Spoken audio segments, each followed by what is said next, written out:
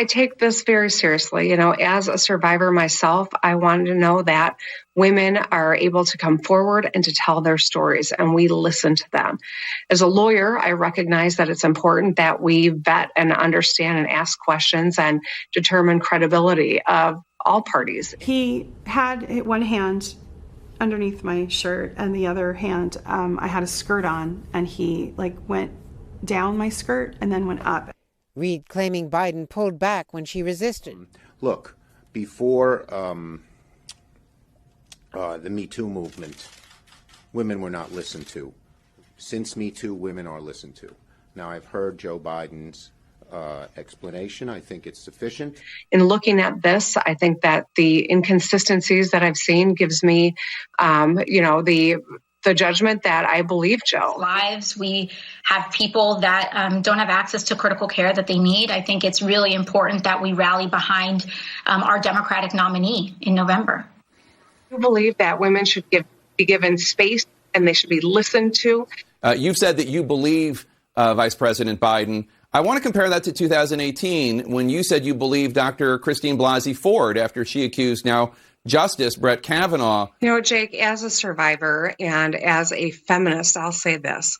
We need to give people an opportunity to tell their story. But then we have a duty to vet it. And one of the aspects of due process is that we have to hear these things out, and he should certainly not be confirmed before this is explored.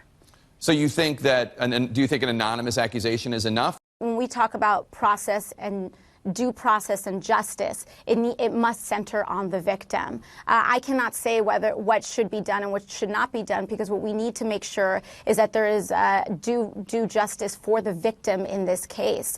A lot of that depends on if she wants to come forward, if she chooses to remain anonymous. We're here to stand in support of Dr. Christine Blasey Ford and to applaud her courage as she prepares to tell her story.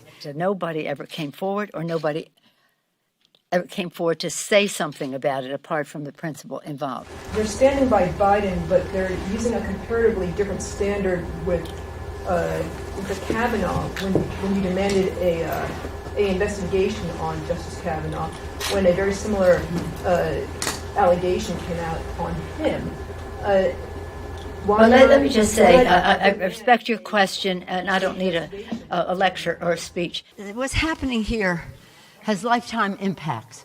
The crimes themselves, the allegations that have been made are about offenses that have a lifetime impact, and a person whose name is putting forth for a lifetime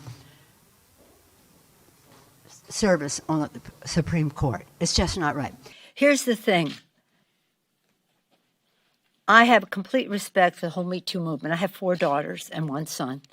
And there's a lot of excitement around the idea that women will be heard and be listened to. There is also due process. And the fact that Joe Biden is Joe Biden. So there are 2 equities to be weighed. One equity is the integrity of the Supreme Court. The other equity to be weighed is the respect that we have for women when they come forward. Neither of those equities is well served by the process the Republican leadership in the Senate has put forth. There's been statements from his campaign, or not his campaign, but his former employees who ran his offices and the rest, that there was never any record of this. There was never any record.